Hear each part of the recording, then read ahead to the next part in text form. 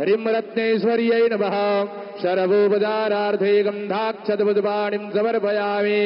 ॐ इदग्गुं हविः प्रजाननं मे अस्तु दशवीरग्गुं सर्वगणग्गो स्वस्ताय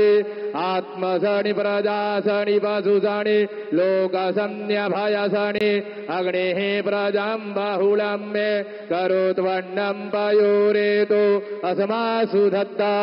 कर्पूरगौरं करुणावतारं संसारसारं भुजगेन्द्रहारं सदा वसन्तं हृदयारविन्दे भवं भवानी सहितं नमामि कदलीगर्भसम्भूतं कर्पूरं सुप्रदीपिकाम् आरारदिग्यमहं गुरु मे वस्य अच्युतं केशवं